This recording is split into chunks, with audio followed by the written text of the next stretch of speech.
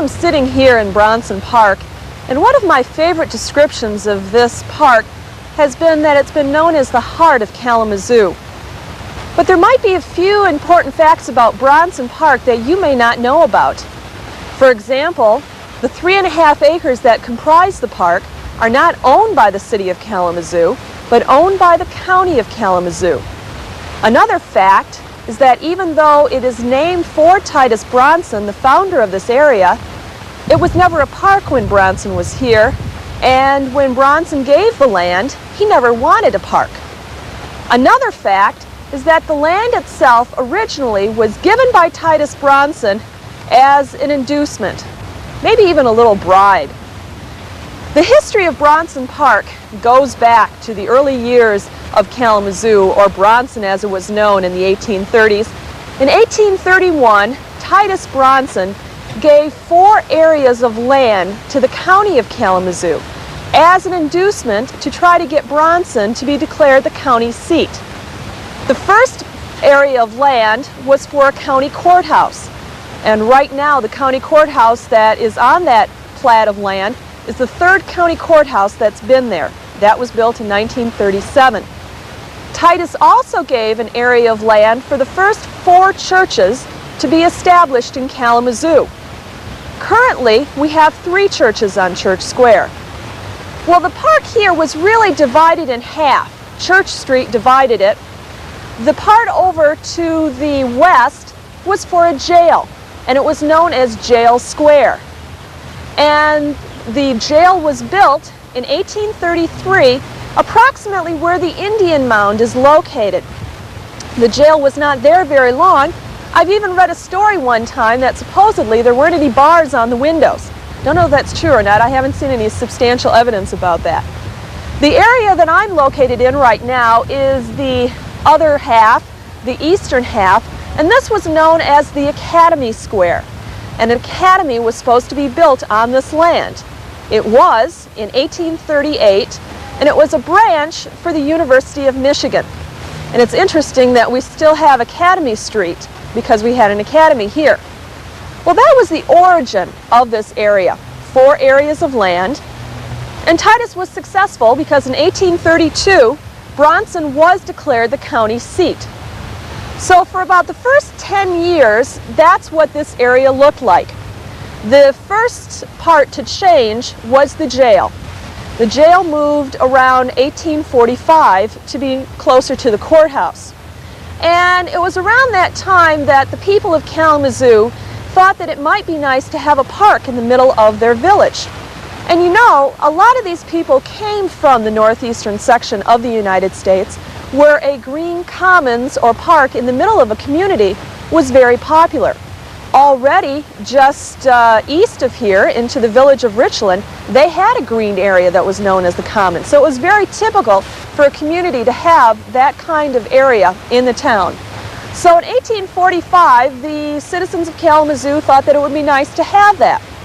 And the jail was moved, and the park began to originate and began to form over on that side of the land. 2 years later, in 1847, the State Highway Commission closed off Church Street, which cut this area in half. And that gave the citizens another inducement to create a park. But there was one building that still remained on this area, and that was the Academy. Originally, as I mentioned, it was a branch for the University of Michigan when it was built in 1838. And 1 year later, in 1839, the branch moved out and the Michigan and Huron Institute moved into the building. And of course, we now know that the Michigan and Huron Institute is now known as Kalamazoo College. So for many years, the building was the site for their classrooms. Well, around the 1850s, the citizens of Kalamazoo were getting a little nervous, because they were worried that if the college remained in the building too long, that they would begin to take over it, and they would get possession of the land. So we don't know who did it. I don't know if we want to know who did it. But sometime in 1856, on a night, some of the citizens of Kalamazoo decided to move the Academy building. And they moved it right to the corner, right to the middle of Rose Street. So they moved it out of this land. So I think the people who were in charge of the college got the idea that they were to move out of the area, and they did. This was in 1856.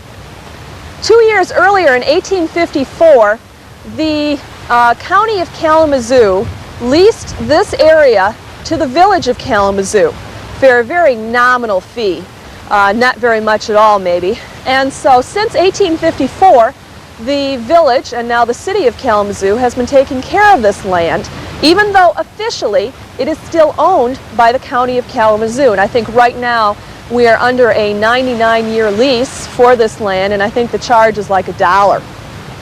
Well, so we're now into the 1850s. The building has been moved, and the first village official, Alexander J. Sheldon, decided that now it was time to spruce up this area, which was known as the Commons. And it wasn't long after that before a fence was added.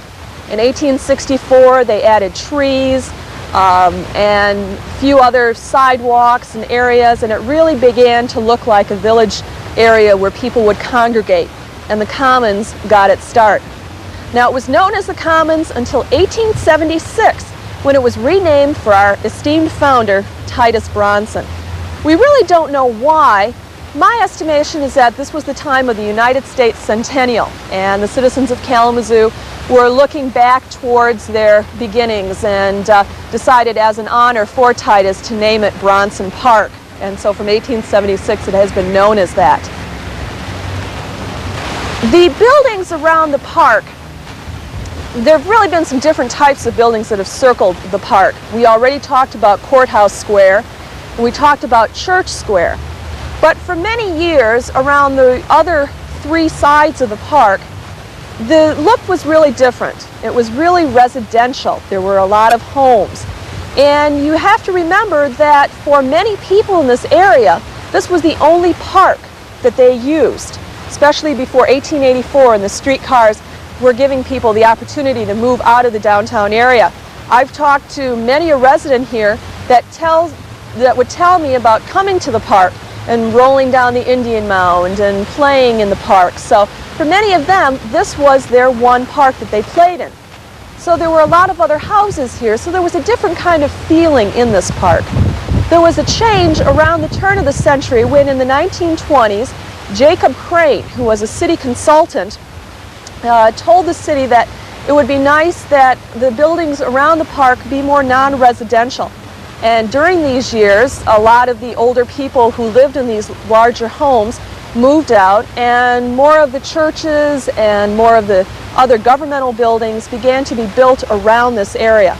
And really, the park has been different ever since then. There have been some important people that have spoken in the park. Of course, by far the most famous was Abraham Lincoln, who came here on August 27, 1856, to speak in favor of a rally for John C. Fremont, who was running for the Republican ticket for the United States presidency.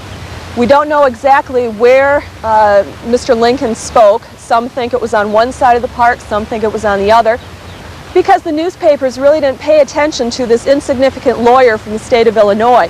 No one knew that 4 years later he would be the United States president himself. Other people have spoken in the park, especially other presidential candidates or presidents that came here. And this was really the place during 4th of July ceremonies to have speeches and celebrations and different ceremonies. William McKinley was here, Theodore Roosevelt spoke here. John Kennedy did not actually speak in the park, but when he came here in 1960, he spoke on the steps of City Hall. Robert Kennedy, his brother, came here much later in the 60s, and he spoke on the county building. So even though they didn't officially speak in the park, the people did actually come out here.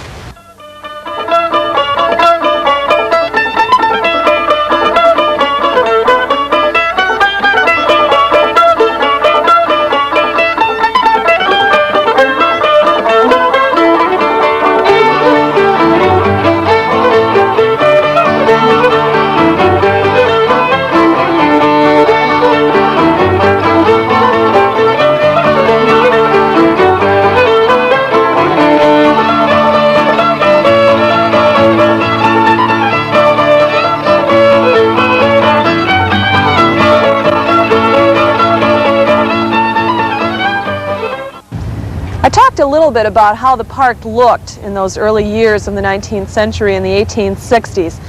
But it wasn't really until 1879 and 1880 that the park really began to look like a park. Adam Oliver, who was a landscape planner, had come up with an idea of suggestions of what he thought the park should look like, and the community followed and put in more sidewalks and grass, and in 1880 the first fountain was installed on this site where the Iannelli fountain is right now. There have been 3 major fountains in the park. There was one in 1880. There was then one in the 1920s, which was funded by a man named Duncan McCall. Then in the 1930s, there were an organization of businesswomen that funded a competition to build another fountain. And Alfonso Iannelli, who was a Chicago artist, came up with the winning design. It was called the Fountain of the Pioneers, and it was dedicated in 1940. It was quite controversial, though, because the theme of the fountain is to show the pioneer pushing the Indian out, which was not a very popular topic when Alfonso Iannelli submitted his proposal, and it took them several years to actually install the fountain. One of the things that has made Bronson Park special over the last few years has been the introduction of flowers. Tulips in the spring, and then later on during the summer the bedding plants will be put in for the celebration of Flower Fest. This is nothing new to Bronson Park, though.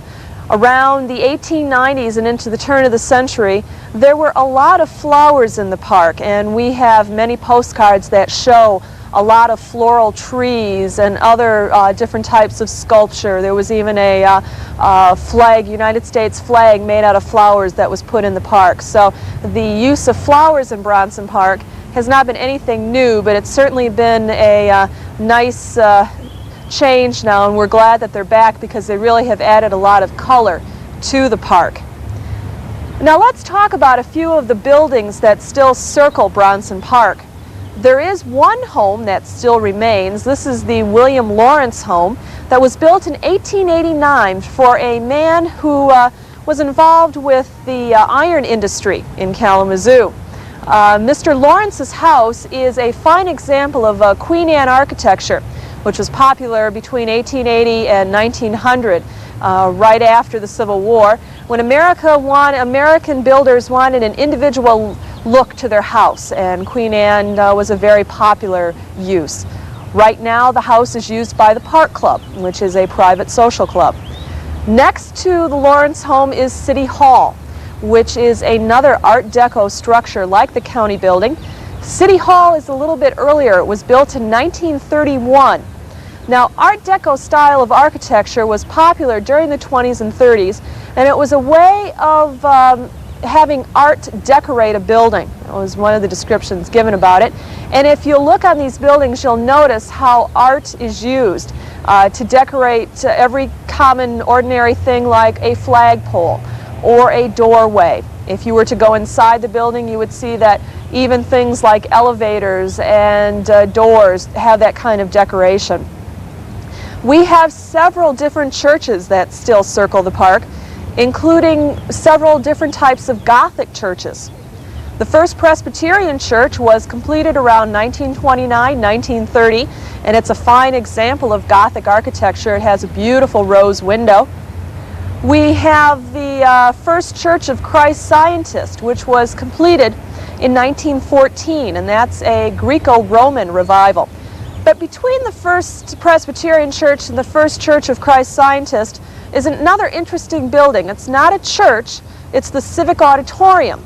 And it was also completed around 1931. It was funded a great deal by the major contributions by Dr. W.E. Upjohn. And it was designed by an architect named Amar Embry. And it's interesting because Mr. Embry wanted to show what he wanted to picture an early form of entertainment. And I always enjoy trying to get people to guess what they think it is. It's designed to look like a circus tent, which he felt, and many other people felt, was one of the first forms of entertainment during the Roman days. And I think you can see that as you look through the doorways. It almost looks like a circus tent being drawn open. Some of the other churches we have around the park are the First Methodist Church. Now I should backtrack and mention too that around where the First Presbyterian Church was and where City Hall was, we do know what homes are there now. Where the City Hall was located was the Millam House, built for Frank Millam, who was involved with the paper industry. And where the First Presbyterian Church is located was the Benjamin Bush House. Mr. Bush's father was involved with building, and Mr. Bush was a manager of the Academy of Music. Over on Church Square, we still have 3 churches that still remain. The oldest one is the First Baptist Church. It was completed around 1855, and it is the oldest structure in the downtown area. It used to have a very tall steeple, but that was removed because of safety reasons. It had 2 different types of steeples over the years. The church next to it, the small red brick church, is the First Reformed Church, which was built in 1870. And next to it is the First Congregational Church, which was completed around 1928. And these are all fine examples of Gothic architecture.